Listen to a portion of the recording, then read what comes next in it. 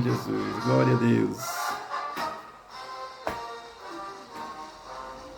Nós somos da pátria amada, fiéis soldados, por ela amada.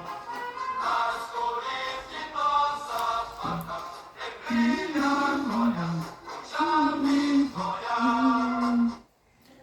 Bom dia, meus amados. A minha saudação a você, meu irmão, minha irmã, em nome de Jesus. Hoje, 8 de agosto de 2024, quinta-feira, estamos aqui meditando no Sermão do Monte de Jesus. O nosso texto hoje é Mateus, capítulo 6, versículos 22 e 23.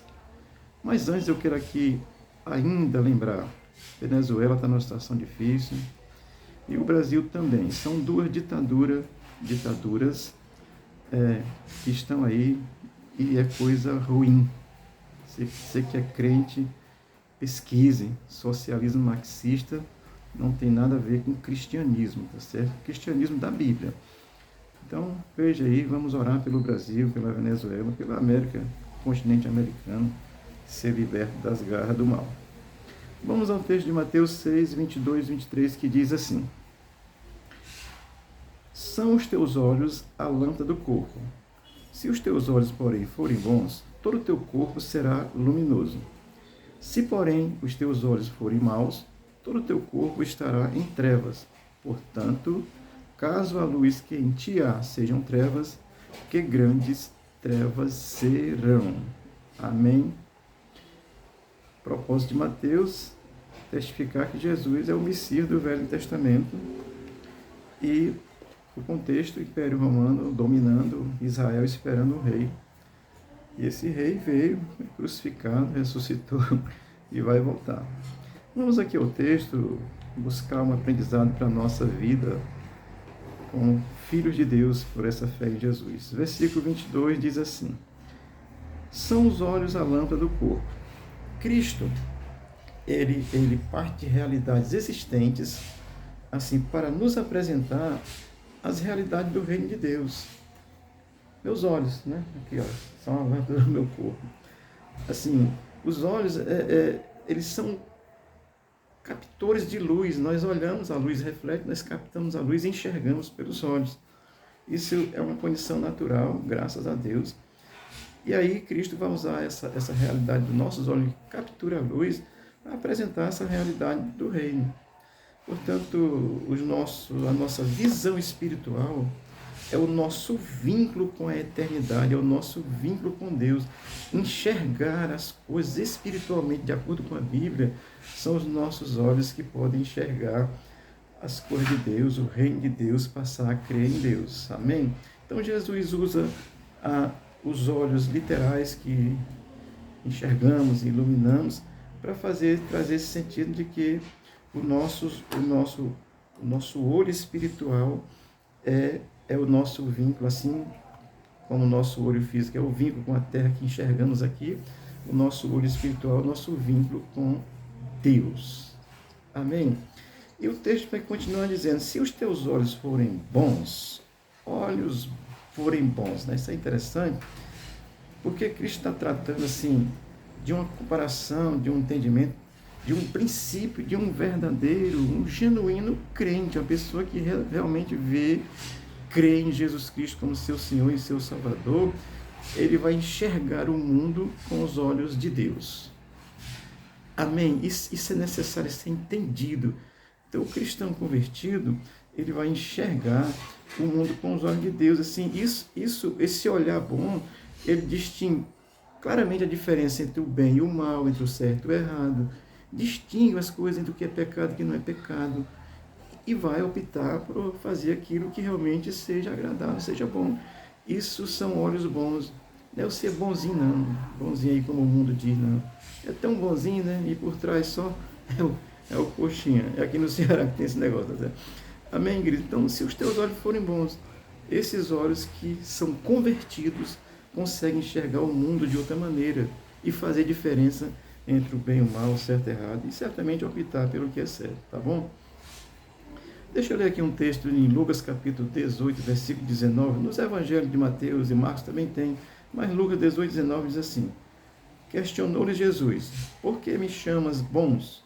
Ninguém é bom senão um que é Deus. Então, plenamente bom é Deus. Mas se os teus olhos forem bons, vai ter uma natureza divina em ti, dada pela tua conversão, que tu vai começar a enxergar as coisas com os olhos de Deus. Amém? Simples assim, né? Versículo 23 vai dizer assim: se porém os teus olhos forem maus, ora, Cristo ele segue o mesmo conceito inicial do reino de Deus, que ele está falando de olhos bons, para trazer esse conceito de olhos maus. Se os teus olhos foram maus, ora, a expressão ela caracteriza aqueles que não são convertidos. Não é que você seja uma pessoa do mal. Não, você pode ser uma pessoa boa, você pode ser um bom religioso, você pode ser uma pessoa que é camarada, que é amigo, que é bom, nesse sentido, sim. Mas Cristo vai dizer, se os teus olhos forem maus, ele está falando desses olhos que não enxergam Cristo, que não compreendem a salvação, que não é convertido, que não tem a compreensão das coisas do reino de Deus. Então, para Cristo, esses são os olhos maus. Amém? Isso é muito gracioso, mano. Que Deus abra o teu entendimento e Ele abra os teus olhos, amém? Deixa eu ler aqui Efésios 1, 18. Eu vou ler só o 18, 19, que diz assim: ora, também para que os olhos do vosso coração, do coração de vocês, sejam iluminados, a fim de que vocês conheçam a esperança para a qual Ele os chamou, as riquezas da gloriosa herança dele nos santos, e a incomparável grandeza do seu poder para conosco, os que cremos, conforme a atuação do poderoso de sua força. Esse é o poder de Deus, entender. Aqui Paulo entendeu e ele creu. É os que cremos. Vai ter os olhos contrários. Aí o versículo 23 vai continuar dizendo assim: todo o teu corpo estará em trevas. Olha, se você não consegue enxergar as coisas como o reino de Deus, como convertido, entender, buscar compreender, Cristo está dizendo que ele está destacando esse aspecto assim, que por falta dessa compreensão, da compreensão da mensagem salvadora de Jesus, de abrir esses olhos para a fé. Eu não estou falando de religião, irmãos. Religião, ela prende você, Jesus liberta. Assim, entender isso, a revelação nele e através dele, de Jesus Cristo. Assim, por mais ortodoxo que você seja, você está em trevas, se você não tem a compreensão da fé em Cristo. Ortodoxia é a religião perfeita, tá certo? Então os ortodoxos defendem a sua religião perfeita. Eu não defendo religião, eu sou cristão, eu creio em Cristo. Isso faz uma diferença tremenda. Portanto, Jesus vai dizer, se todo o teu corpo estará em treva. Não entendeu a revelação de Cristo, está em treva. E o texto vai concluir dizendo assim: portanto, caso a luz que em ti há sejam trevas, que grandes trevas serão. Olha, assim, Cristo, ele conclui assim, de uma forma enfática, que grandes trevas serão. Para Cristo, qualquer espiritualidade fora dele, da revelação nele e por ele, através dele, o melhor que você seja, e por mais religioso que você seja, está em trevas, porque a luz do mundo não se abriu para você, que é Jesus. Exclusivo, fé exclusiva. Olha, os progressistas pregam aí um Jesus pela metade, botam um bocado de coisa, não se engane. Existe um progressismo que diz que é evangélico, ele está negando Cristo, é um religioso mentiroso. Então, se você não tem essa compreensão, e os teus olhos não se abriram para entender essa fé em Cristo, você está em grandes trevas. Você está separado de Deus, está fora do reino de Deus, porque Cristo é luz. Se você vir para a luz, você se converteu, você vai entender, aí seus olhos vão ser bons, no sentido de enxergar as coisas de Deus, entender as coisas de Deus. Amém? É simples assim, é conversão. Deixa eu ler aqui Atos dos Apóstolos, e eu acho que eu vou encerrar com esse texto, sim. Capítulo 9, versículo 17 e 18, é quando Paulo se converte.